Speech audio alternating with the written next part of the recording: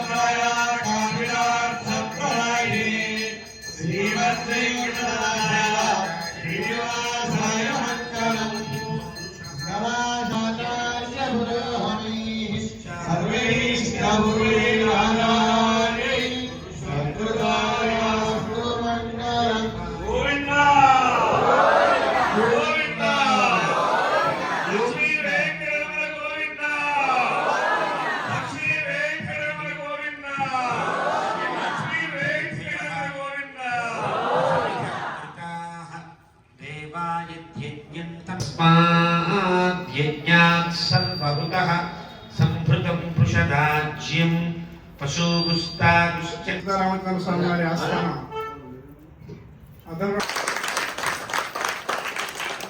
హృదయపూర్వక ధన్యవాదాలు తెలియజేసుకోవడమే కాకుండా ఇలాగా మళ్ళీ భగవంతుని సేవించుకునే భాగ్యాన్ని కలిగించినటువంటి ఈ దేవాలయ అర్చక స్వాములకు కమిటీ సభ్యులకు ముఖ్యంగా ఈ కాలనీ వాసులైనటువంటి భక్త బృందానికి ధన్యవాదాలు సమర్పిస్తాను. శాస్త్రీయంగా ఇప్పటిదాకా సేవించుకోలేని దౌర్భాగ్యం నాది తప్ప వేరు కాదు. తిరుప్పావైతోనే గొప్ప శోభను పొంది ధనుర్మాసంతోనే వారు రావడం నారాయణశ్రీ గారు రావడం ప్రారంభ సహృదయమైనటువంటి కాలనీ వాళ్ళంతా కూడా వారిని అర్చకులుగా పెట్టుకోవడంతో స్వామికి వైభవం పెరిగింది. వారి కుమార్తె అయినటువంటి శ్రీ గోరామ్మవారు సాక్షాత్ శ్రీ లక్ష్మీ స్వరూపము స్వామివారిని వివాహం చేసుకుని వచ్చినదని ఈ ప్రవర్తన సామ్రాజ్యమని ఆశీసోచనం గురియారు సామ్రాజ్యం బోధ్యం స్వరాజ్యం వైరాజ్యం పారమేస్తిం రాజ్య మహారాజ్యమాధిపత్యం అలా సంపదనే నమః వాస్తు శ్రీమంత్రేణ సర్వత్ర మాచరించలే భౌమాన్య పురద్వాం రాజావత్యం పవిత్రం శతోత్థామకం నిరణ్మయం తేన బ్రహ్మ విడోవయం భూతం బ్రహ్మ పునీమహే ఇంద్రస్వరీతి సహవా విశ్వకేవాయ మహా నానావిధ పరిమళపత్ర రత్నాంధ్రవర్పయామి లోకమాగ్రావయామి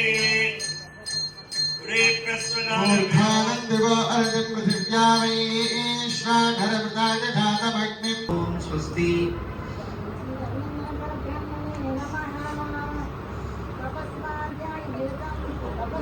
మా అందరి మీద ఉండే అనురాగంతో అవ్యాజమైనటువంటి ప్రేమతో మానవావతారాన్ని ఎత్తేవయ్యా అని బ్రహ్మదేవుడు స్తోత్రం చేసిన స్తోత్రాన్ని యుద్ధకాండలో మనం గమనించవచ్చు. అది బ్రహ్మాధికృత రామస్తుతి అంటే చాలా గొప్ప స్తుతి. విశ్వరూపం అనగా భగవంతుడు సర్వత్రా వ్యాపించి ఉన్నాడు అని గుర్తించగలిగాడు. దానికి గుర్తుగా ఏం చేస్తారంటే ఆలయంలో వాహనాలని మూర్తులని భగవన్మూర్తులని నిలబెట్టి ఈ కనిపించే భగవన్మూర్తులంతా ఒకే భగవంతుడు ఏకం సత్ విప్రాహ బహుధా వదంతి అన్నట్టుగా భగవంతుడే సర్వత్రా సర్వదా వ్యాపించి ఉన్నాడు, అన్నింట్లో తానే ఉన్నాడు అనే భావన మనలో కలిగించడం కోసమే విశ్వరూప సేవ అని చేస్తారు. మరి మన భద్రాచలంలో చాలా ప్రత్యేకమైన సేవ. శ్రీరంగంలో ఉండేటువంటి విశ్వరూప సేవ వేరు, భద్రాచలంలో ఉండే విశ్వరూప సేవ వేరు.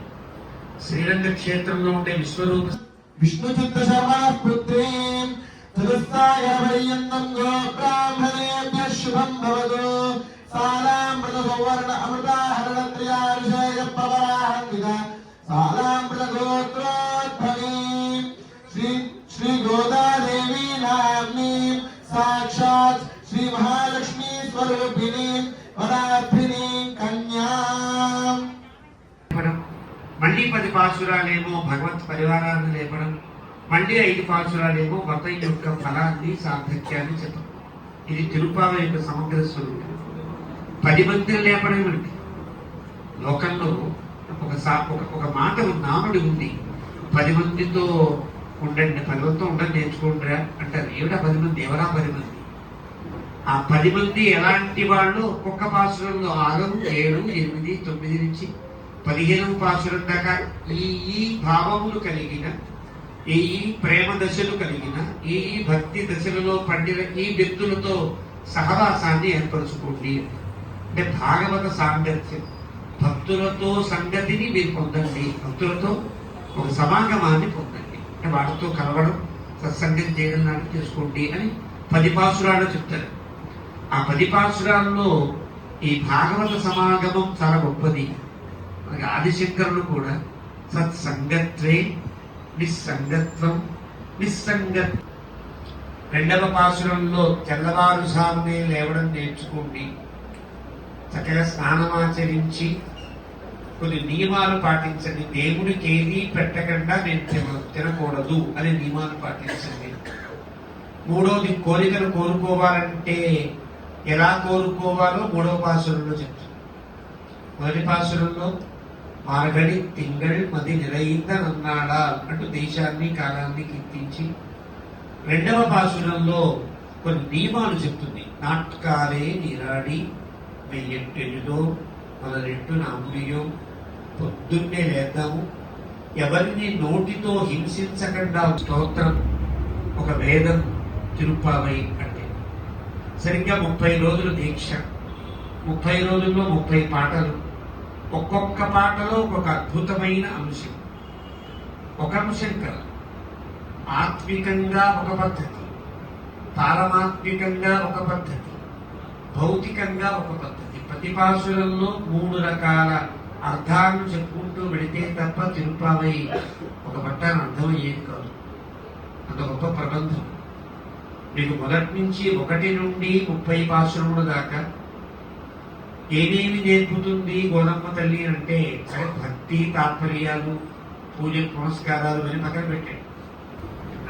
ఏది మొదలో ఏది తుదో తెలియట్లేదయ్యా, భయంగా ఉంది, ఈ భయంకరాకారాన్ని చూడలేకపోతున్నాను, మళ్ళీ 4 చేతులతోనే నాకు కనిపించవా అంటే మళ్ళీ 4 చేతులతోనే కనిపించి భగవద్గీతలో ఉపదేశించాడు. ఇది మనకి భగవద్గీతలో కనిపిస్తుంది. అంటే తనకి చాలా స్నేహితుడైన అర్జునుడు కూడా చూడలేని విశ్వరూపాన్ని మన అర్చక స్వాముల యొక్క సౌజన్యంతో హాయిగా చూడగలుగుతున్నాను. విశ్వరూపం అంటే ఏమిటి? విశ్వరూపం చాలా పెద్దగా ఉన్నదాని విశ్వరూపం అంటున్నాడు.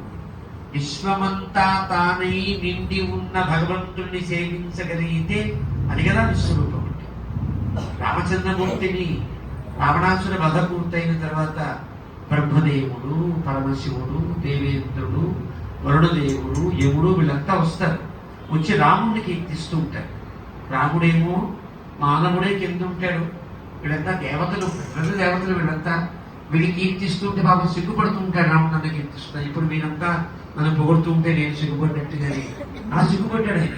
నేను నన్ను కీర్తిస్తానేమిటండి, నువ్వు దేవుడు అయ్యా అన్నాడు బ్రహ్మదేవుడు. భగవాన్ నారాయణ శ్రీమాన్ శంఖచక్ర ధరోహరి, నువ్వు భగవంతుడివి, మా అందరికీ అధినాథుడివి అంటే, కాదండి నేను మనిషిని కదా అంటాడు.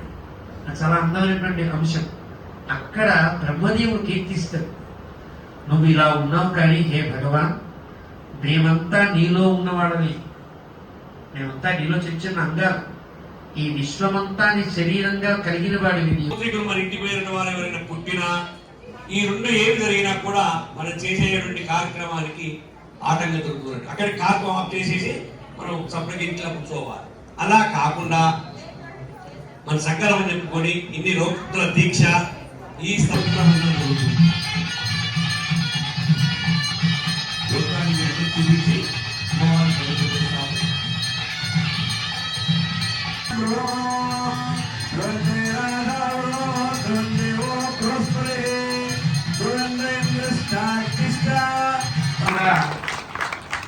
అర్చకుడు బాగుంటే ఆలయం బాగుంటుంది.